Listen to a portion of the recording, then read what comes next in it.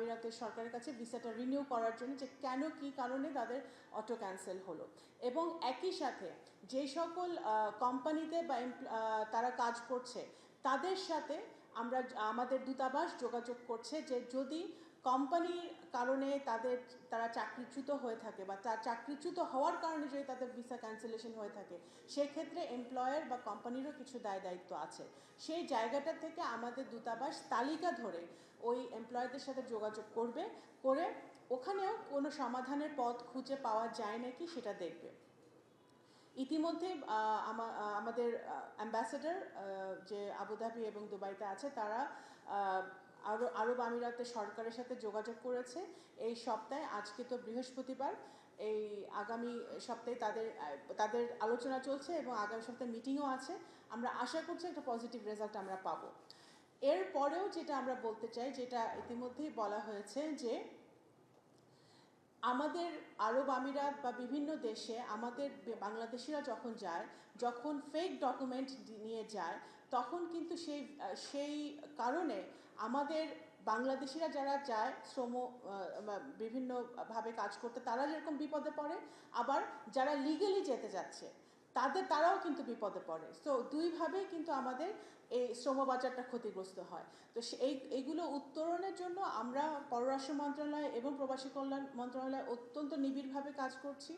আমরা আইন যদি আরও শক্ত করতে হয় বা আইন সংশোধন করতে হয়, 2013 সালের অভিবাসন একটা আইন আছে, সেই আইন যদি সংশোধন করার প্রয়োজন হয় সেটাও আমরা আইন মন্ত্রণালয় এবং সাথে কথা বলবো এবং সেই দিকে আমরা আগাবো। মাননীয় প্রধানমন্ত্রী অত্যন্ত সচেষ্ট আছেন। উনি গতকালকে আমাদের সাথে কথা বলেছেন, উনি আমাদের আরব আমিরাতে আমাদের অ্যাম্বাসেডর আছে ওনার সাথে কথা বলেছেন, প্রকৃত চিত্রটি উনি জানতে চেয়েছেন, উনি জেনেছেন এবং এটা প্রতিকার করারও উনি নির্দেশ দিয়েছেন। আমরা সচেষ্ট আছি, কিন্তু একই সাথে আমি আপনাদেরকে অনুরোধ করব যে কোনো রকম আপনারা যাতে আপনার যেই সংবাদটি প্রচার করেন, যে ডেটাটা প্রচার করেন সেটা যেন ভেরিফাইড হয়। দয়া করে সেটা একটু আপনারা খেয়াল রাখবেন। আমরা সচেষ্ট আছি, আমরা সবাই মিলে কাজ করলে এবং আমরা বাংলাদেশি ভাইরা যারা বিদেশে কাজ করছে তারা যদি আমাদের একটু সহযোগিতা করে তাহলে অবশ্যই আমরা এটা সমাধান করতে পারব। এখন পর্যন্ত মিয়ানমার সরকারের সাথে বাংলাদেশ সরকারের কোনো আলাপ হয় নাই। মিয়ানমার সরকারের সাথে আমরা আলাপ করছি, সেটা তো মালয়েশিয়া থেকে উনি বলেছেন, কিন্তু এটা অবশ্যই আমাদের যদি রোহিঙ্গা নেওয়ার থাকে সেটা তো repatriation is our first priority. তো সেটা যদি হয় সেটা অবশ্যই আমরা সাধুবাদ জানাবো এবং এটা অত্যন্ত ভালো একটা সুসংবাদ হবে। কিন্তু আমরা মিয়ানমারের সাথে যোগাযোগ করছি, এখনও কোনো ডেফিনেট কিছু আমরা জানি না। আমাদের আরব আমিরাত যেহেতু এখন একটা বার্নিং ইস্যু অটো ক্যান্সেলটা, এটা অবশ্যই আমাদের প্রাইমারি এজেন্ডা ছিল আলোচনার। আমরা সার্বিকভাবে আমাদের যেই ভিসার যে সমস্যাগুলো হচ্ছে সেই সমস্যা নিয়ে আমরা আলাপ করেছি এবং সেই ক্ষেত্রে আমরা দেখেছি যে আমাদের প্রবাসী কল্যাণ এটা নিয়ে কাজ করছে যে অভিবাসন ব্যয়টা আমরা কিভাবে কমাতে পারছি। একই শ্রমিক নেপাল বা অন্য দেশ থেকে 3 লাখ 4 লাখ টাকায় যাচ্ছে, কিন্তু আমাদের দেশে অনেক বেশি টাকা লাগছে। এই অভিবাসন ব্যয়টা কমানোর জন্য অলরেডি প্রবাসী কল্যাণ মন্ত্রণালয় উদ্যোগ নিয়েছে এবং কোনোভাবেই যাতে কোনো 2 নম্বর কোনো কোম্পানি বা কোনো দালাল চক্রের হাতে আমাদের বাংলাদেশিরা না পড়ে অতিরিক্ত টাকা খরচ করে তাদের যেতে না হয়, সেটাও কিন্তু আমরা অত্যন্ত গভীরভাবে এটা পর্যবেক্ষণ করছি এবং ব্যবস্থা নিচ্ছি। বিভিন্ন জায়গায় যখনই ধরা কোথাও না কোথাও তো পড়ছে না। এখন হয় দূতাবাসে পড়ছে, ইমিগ্রেশনেও ধরা পড়ে বা বাংলাদেশেও কোনো জায়গায় ধরা পড়লে তো ব্যবস্থাটা আমাদের আরও কঠোর হতে হবে। সেই জায়গাটাই তো আমাদের পয়েন্ট, যে আমাদের ধরা পড়ে দেখেই তো আমরা বুঝতে পারছি ভিসাটা অনেক সময় ভিসা রিনিউয়াল হচ্ছে না। ভিসা রিনিউয়াল না হওয়ার একটা প্রধান কারণ হচ্ছে যে আরব আমিরাতের সরকার যখন এটা আইডেন্টিফাই করতে পারে যে কোনো রকম ফেক ডকুমেন্ট আছে তখন তারা এটা ভিসাটা রিনিউয়াল করছে না। তো সেই জায়গাটা থেকে আমাদের সরকারের যা করণীয় সেটা আমরা করছি। আরেকটা হচ্ছে যে ওই আমাদের আইনগুলো সংশোধনের দিকে আমরা আগাচ্ছি এবং ওই আরব আমিরাতের সরকারের সাথে আমরা কথা বলছি এবং যেই সকল কোম্পানিতে আমাদের শ্রমিকরা চাকরি করছে সেই কোম্পানিগুলোর সাথেও আমরা কথা বলছি এটা প্রতিকার করার জন্য। অবশ্যই উদ্যোগ নিচ্ছি।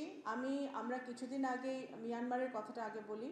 আমাদের বিজিবি প্রধানের সাথে আমরা মিটিং করেছি, আমি আমার পররাষ্ট্র সচিব সহ আমরা মিটিং করেছি যে ওখানে ওনারা আরাকান আর্মির সাথে যোগাযোগ করে যেসব জেলে ভাইরা আমরা ওখানে আটকা পড়ে বিভিন্ন পর্যায়ে আছে, আরাকান আর্মিতে কেউ ধরা পড়ে, কেউ আবার বিভিন্ন জায়গায় ছড়িয়ে পড়ে, তাদেরকে ফেরত আনার কী ব্যবস্থা।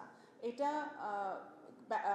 প্রসেসটা একটু কমপ্লিকেটেড, কিন্তু আমরা তার মতো সংখ্যাটা কিন্তু অত খুব বেশি না, সংখ্যা সীমিত, বাট আমরা 27 জনকে এখন পর্যন্ত আইডেন্টিফাই করতে পেরেছি। তারা ওখানে জেলে ছিল, জেল খেটেছে এবং তাদেরকে আমরা ফিরিয়ে আনতে পারবো। সেই প্রসেসটা অলরেডি পররাষ্ট্র মন্ত্রণালয় মিয়ানমার সরকারের সাথে যোগাযোগ করে এই 27 জনকে প্রিলিমিনারিভাবে আমরা ফিরিয়ে আনার ব্যবস্থা করছি। এবং আরাকান আর্মিতে যখন থাকে এটা খুবই একটা কমপ্লিকেটেড ব্যাপার, কারণ ওনারা খুব সহজেই আমাদের সাথে এঙ্গেজ হতে চান না। তো সেই জায়গাটা থেকে আমাদের বিজিবি এবং আমাদের যারা অন্যান্য সংস্থারা ওখানে বর্ডারে আছে তারা এটা নিয়ে কাজ করছে। আর ইন্ডিয়া ইতিমধ্যে আপনারা জানেন কিনা জানি না, গত 2-3 মাস আগে চেন্নাইতে আমাদের বগুড়ার কিছু লোকজন আটকা ছিল, তাদেরকে কিন্তু আমরা ফেরত আনতে পেরেছি, অত্যন্ত সার্থকতার সাথে আমরা তাদেরকে ফেরত এনেছি। এবং যারা আমাদের ভারতের সাথে বা অন্যান্য দেশের সাথে যে দেশেই আমাদের নাগরিকরা থাকুক না কেন যে অবস্থায়, তাদেরকে ফিরিয়ে আনার আমাদের প্রক্রিয়া চলছে। দেখেন, এটা তো নতুন সমস্যা না। বর্তমান সরকার 4-4.5 মাস হয়েছে আমরা এসেছি। ইতিমধ্যেই ইতিহাসের প্রথমবারের মতো বাংলাদেশের পররাষ্ট্র মন্ত্রণালয় একটি মাইগ্রেশন উইং খুলেছে, শুধুমাত্র এই অবৈধ অভিবাসন, ইললিগাল মাইগ্রেশনকে অ্যাড্রেস করার জন্য, বন্ধ করার জন্য। আমরা ইতিমধ্যেই যে বিভিন্ন রুটে, বিশেষ করে সবচেয়ে বেশি যেটা যায় সেটা হচ্ছে লিবিয়া রুটে, মেডিটেরিয়ান সিতে ইটালি বা ইউরোপ বিভিন্ন দেশে যাওয়ার জন্য এই দালাল চক্র যারা আন্তর্জাতিকভাবে কাজ করে তাদের মাধ্যমে এরা যায়। ইতিমধ্যে কিন্তু আমরা এটা নিয়ে ব্যবস্থা নিচ্ছি, আমরা কিভাবে এটা রোধ করা যায়। তৃণমূলে আমরা 64টা জেলায় আমাদের যারা জেলা প্রশাসক আছে, ডিসিরা আছে, তাদেরকে আমরা এঙ্গেজ করছি, যাতে তারা তৃণমূলে থেকে যে এই অ্যাওয়ারনেস বিল্ডিংটা করে যে কোনোভাবেই কোনো অবৈধভাবে যেন আমাদের বাংলাদেশিরা না যায়, সেই ব্যবস্থাটা আমরা করছি। এবং আমরা ওই সকল দেশের সরকারের সাথে কথা বলে এটা কিভাবে আমরা রোধ করতে পারি সেই কাজ আমরা করছি।